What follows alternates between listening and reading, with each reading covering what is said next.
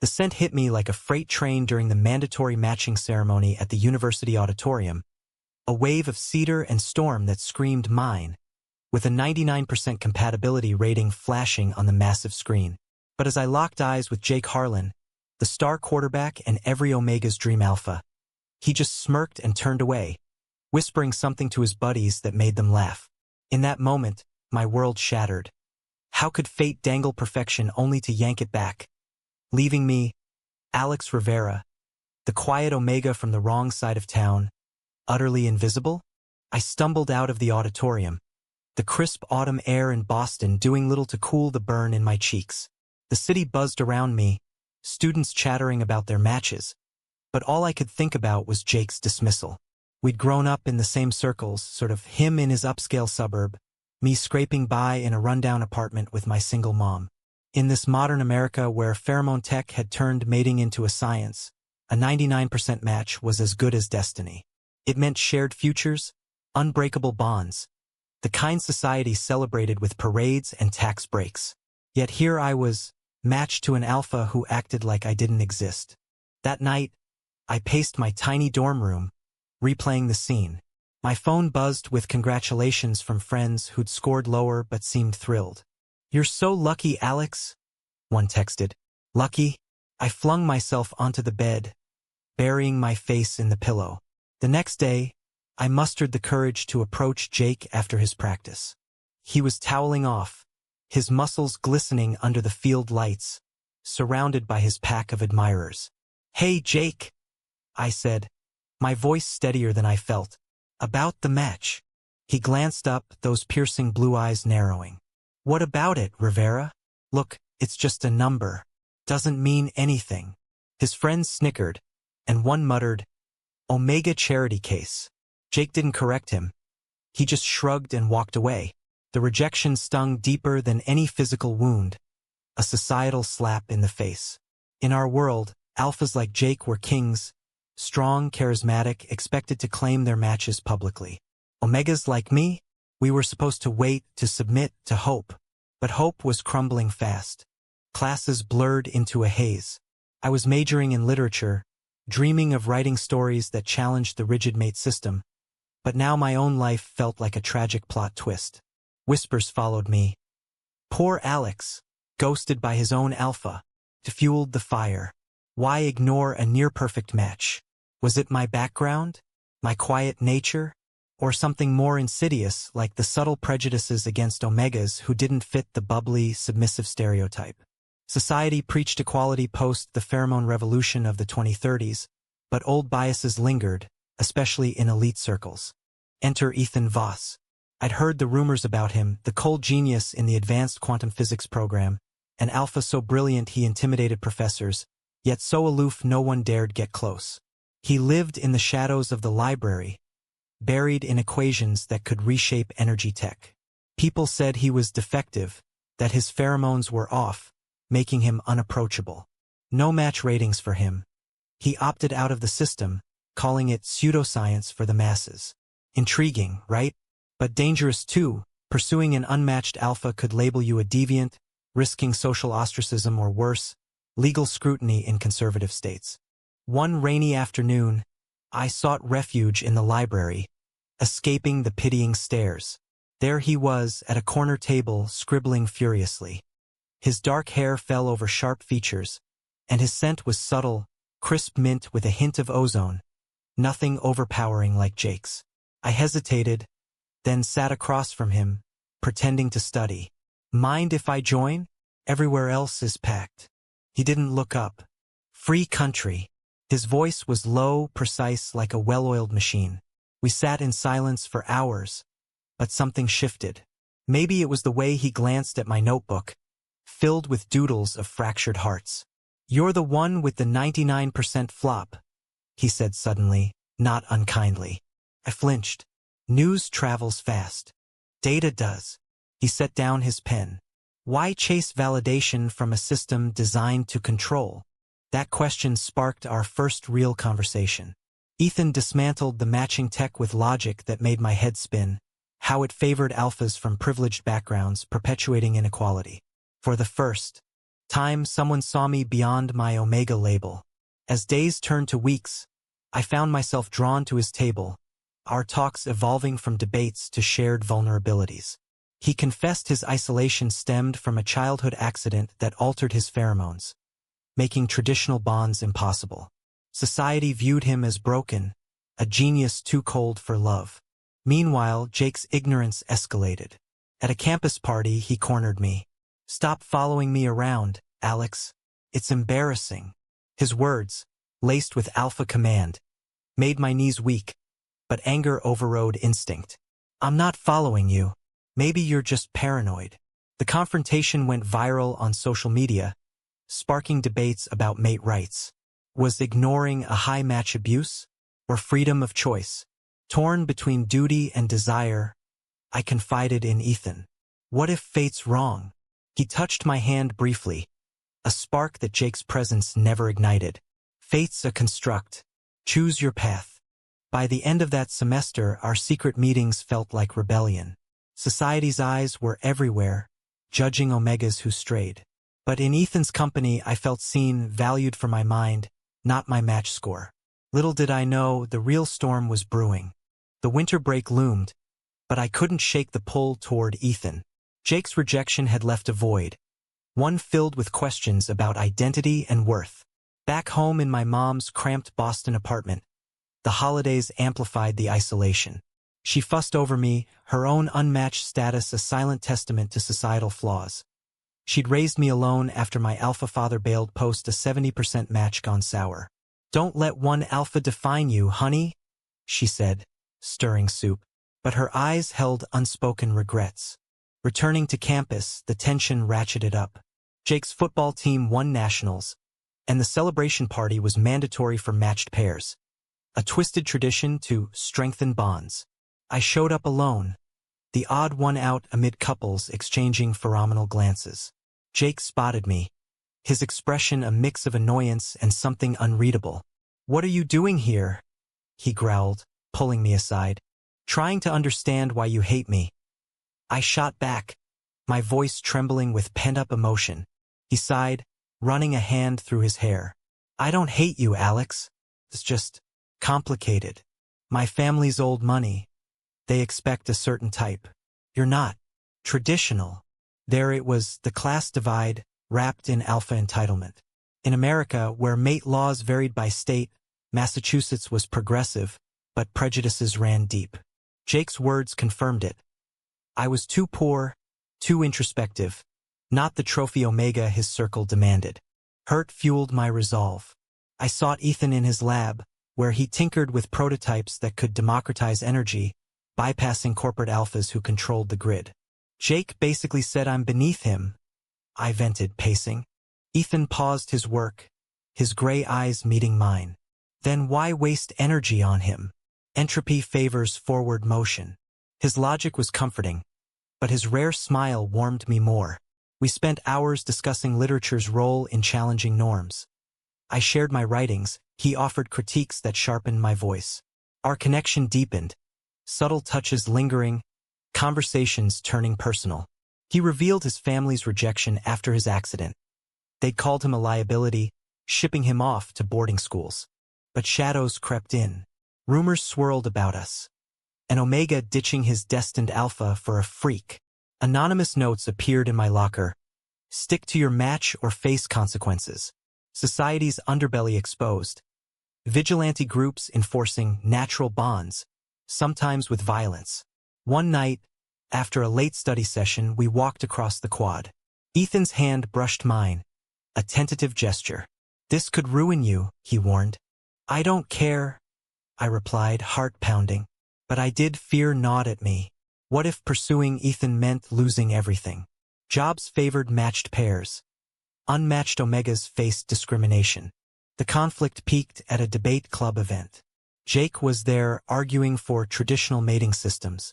I countered from the audience, my voice steady. What if choice trumps percentage? Shouldn't love be about mutual respect? The room erupted. Jake stared, betrayal flashing. Later, he confronted me again. You're making a fool of us both. With that weirdo Voss. He's not a weirdo, I defended. He's real. Jake's alpha aura flared, instinctive dominance pressing. You'll regret this. His threat hung heavy, echoing societal pressures.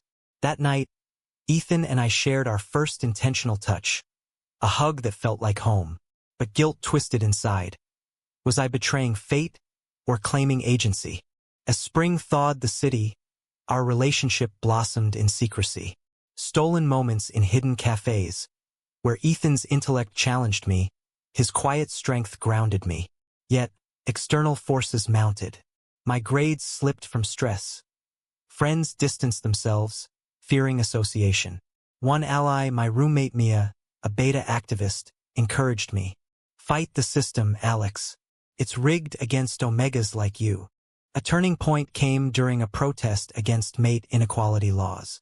Ethan joined reluctantly, his presence drawing stares. Jake showed up with his entourage, mocking the crowd. Words escalated. A shove led to chaos. In the melee, Ethan shielded me, his body a barrier against the fray. We need to talk, he said afterward, bandaging a cut on my hand. This is getting dangerous. In his apartment, a sparse space filled with books and blueprints, we faced truths. I care for you, Alex, more than equations allow. But society won't accept us. His vulnerability cracked his cold facade, revealing a man starved for connection. I choose you, I whispered, the words a declaration against the world. But doubt lingered. Could love defy a 99% destiny? The semester's end brought revelations. Jake's family pressured him to claim me publicly, to fix his image. He approached me one last time, remorseful. I was wrong. Let's try. Temptation flickered, security, acceptance. But Ethan's face haunted me. Choosing meant war with society, with fate. The drama intensified, choices sharpening like knives. Summer hit Boston like a fever dream, the humid air thick with unresolved tensions. I turned down Jake's olive branch, a decision that rippled through campus social media. Omega rejects alpha destiny, rebellion or madness? Posts debated. I felt exposed, a pawn in larger arguments about personal freedom versus societal stability. In this America, where pheromone matching promised harmony but often masked control, my choice was a spark to dry tinder. Ethan and I navigated our budding romance carefully. Picnics in secluded parks where we discuss philosophy, him quoting quantum theories on multiple realities, me weaving tales of alternate fates. His touch, always respectful, sent shivers unlike Jake's commanding presence. But intimacy remained emotional. We both knew physical boundaries kept things safe from prying eyes. We're building something real, Ethan said one evening, as we watched the Charles River sparkle. Not dictated by cents or scores. Yet conflicts arose. My mom visited, her worry etched deep. Alex, think about your future. Unmatched Omega's struggle, jobs, housing. And with Voss, he's brilliant, but unstable. Her words echoed societal norms. Alphas like Ethan, altered by accident, were seen as risks. I defended him fiercely. He's the first to see me as equal. She hugged me tight. Just be careful. Love shouldn't cost everything. Back on campus, fall semester amplified the drama. Jake, stung by rejection, spread subtle smears, hinting I was unstable, pheromone-addled. His influence swayed opinions. Invitations dried up. Isolation bit hard, but Ethan's support anchored me. We collaborated on a project. My essay on mate system flaws, bolstered by his data analysis. This could change minds, he encouraged. A major clash erupted at a university forum on mating ethics. I presented our work, heart racing. High matches don't guarantee happiness. They enforce conformity. What about choice? The audience murmured. Jake on the panel countered sharply. Choice leads to chaos. Society thrives on stability. 99% isn't coincidence. It's evolution. Ethan, from the crowd, interjected. Evolution adapts. Your system stagnates. The exchange turned heated, personal jabs flying. Jake accused Ethan of jealousy. Ethan called out privilege. Security intervened as tempers flared. Post-forum, backlash hit. Pro-traditional groups protested. Signs reading, "Protect our bonds." Anonymous threats arrived. "Stay away from Voss or else." Fear gripped me. Reports of Omega corrections in less progressive areas haunted the news. Ethan noticed my anxiety. "We can stop," he offered, though pain laced his voice. "No," I insisted. "This is worth fighting for." Our bond strengthened amid adversity, conversations delving into fears. He shared nightmares from his accident, a lab explosion that scarred his pheromones and soul. "I thought I'd never connect," he admitted. I confessed my insecurities, how Jake's ignore shredded my self-worth. But a twist emerged. Leaked documents revealed Jake's family manipulated match scores for alliances.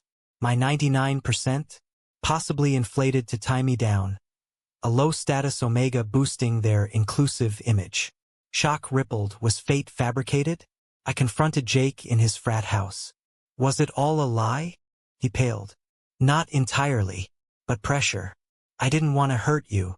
His apology rang hollow, exposing the rot in the system. Society's facade cracked. Debates raged online. My story a catalyst.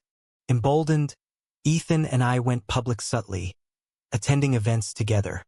Reactions varied. Support from progressives, scorn from traditionalists. Professor pulled me aside. "You're brave but risky. Tenure protects me. You have nothing." The emotional toll mounted. Doubts crept. Was Ethan a rebound or true north? One night, under stars, he asked, "Do you regret leaving Destiny?" "Never," I replied, but uncertainty flickered. Highs and lows defined us.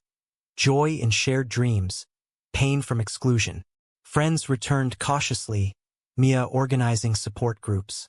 "You're icons now," she teased. Yet, a betrayal loomed. Jake, cornered by scandal, lashed out publicly. "Alex is deluded, chasing a defective alpha." The slur ignited fury. Ethan withdrew, old wounds reopening. "Maybe he's right. I'm not whole." I pulled him close. "You're everything." Our resolve hardened, but the storm gathered force, promising a reckoning. As winter's grip tightened on Boston, so did the vice of controversy. Our story had gone national news outlets dissecting the rejected Omega's defiance. Pundits argued, did personal choice undermine societal order? Protests swelled, both for and against reform. Ethan and I became reluctant symbols, our every move scrutinized. "We didn't ask for this," he muttered during a hurried coffee run. Hoods up against paparazzi drones. The pressure tested our bond. Ethan's work suffered. Funding cuts hinted at backlash. "They're punishing me through you," he said bitterly. I felt guilty, a weight on my chest. My writing, once therapeutic, now felt like ammunition. I poured emotions into a manuscript, chronicling our journey. A tale of love defying odds. Family intervened. Jake's parents, influential lobbyists, offered a deal via lawyers. "Retract my claims, accept the match, and gain stability. Think of your mother," the letter read. Temptation gnawed, security for her, ease for me. But it meant betraying Ethan, erasing our truth. I confided in him during a rare quiet evening in his lab. "They want me to fold." His jaw clenched. "And do you?" Vulnerability cracked his voice. "No," I assured, grasping his hands. "But it's tearing me apart." Tears fell. He wiped them gently, our foreheads touching. In that intimacy, pure, emotional, we found strength. "We're in this together," he promised. Escalation came swiftly. A viral video of Jake admitting score tampering fueled outrage. Riots erupted in cities, demanding transparency. In Boston, we attended a rally, Ethan's speech electrifying. "Love isn't a percentage. It's a choice." Cheers drowned doubts, but danger lurked. That night, assailants ambushed us. Masked figures shouting slurs. Ethan fought back, his genius mind turning everyday objects into defenses. We escaped bruised, but the attack shattered illusions. Hospitalized briefly, I reflected on paths not taken. Jake visited, guilt-ridden. "I never wanted this. I cared in my way. His confession revealed layers. Pressure from family had warped him, turning affection to indifference. "Forgive me." "Forgiveness doesn't mean reunion," I replied softly. He nodded, a chapter closing. Recovery bonded Ethan and me deeper. We planned a future, him revolutionizing tech for equality, me advocating through words. But society pushed back. Lawsuits loomed. Employers blacklisted us. Friends like Mia rallied crowdfunding support. "You're changing the world," she said. A pivotal moment arrived at a congressional hearing on mate reforms. I testified, voice steady. My 99% match ignored me, but I found love in the unexpected. Shouldn't that be celebrated? Ethan beside me, our united front inspired applause. Jake, subpoenaed, corroborated the manipulation, redeeming himself partially. Victories came, reforms proposed, scores optional, but personal costs mounted. Ethan's health faltered from stress. My mom worried endlessly. In quiet moments, we questioned, was it worth it? As spring bloomed, resolution neared. We decided to leave Boston for a quieter life in California, where progressive laws offered sanctuary. Packing, Ethan proposed, not with rings, but words. "Build a life with me, beyond labels?" "Yes," I breathed, emotions surging. Our kiss, chaste yet profound, sealed it. But shadows remained, society's judgment, internal doubts. The journey taught resilience, but scars lingered. In our new home, overlooking the Pacific, peace settled. Yet the world watched, debates ongoing. Our story sparked change, but at what price? The California sun bathed our modest apartment in golden light, a stark contrast to Boston's chill. Ethan thrived in a new research institute, his innovations gaining traction without the old prejudices. I published my book, Defying Destiny, which climbed charts, fueling discussions on love's fluidity. But echoes of the past haunted us. Occasional hate mail, lingering stares. "We've won battles, not the war," Ethan noted philosophically. Jake faded into headlines, his family's empire crumbling under scrutiny. He reached out once via email. "You were right. Live well. Closure, bittersweet." Our life normalized. Mornings with coffee and debates. Evenings walking beaches, hands intertwined. Ethan's cold exterior melted fully, revealing humor and warmth. "You thawed me," he teased. My heart swelled. This was love. Chosen, nurtured, real. Yet, societal rifts persisted. Friends married under reformed laws, but conservatives pushed backlashes, labeling us disruptors. At a book signing, a fan asked, "Was rejecting your alpha liberation or selfishness?" The question mirrored my internal monologue. Had I prioritized self over stability? One evening, as waves crashed, Ethan sensed my turmoil. "Regrets." "Sometimes," I admitted, "the pain we caused." He pulled me close. "Pain births progress. Look how far we've come." His words soothed, but doubts whispered. What if the 99% was meant to protect, not constrain? A final trial emerged. A documentary on our story, stirring old wounds. Interviews revisited rejections, attacks, triumphs. Watching the rough cut, emotions flooded. Jake's ignore, Ethan's embrace. "This is our legacy," I said. Release day brought acclaim and criticism. Online forums buzzed. Heroes or homewreckers? We navigated it together, unbreakable. In the end, our bond endured, a testament to choice over fate. Society evolved slowly, but our spark ignited change. Love, we learned, thrives in authenticity, not algorithms. But was it right to defy a near-perfect destiny for an uncertain path?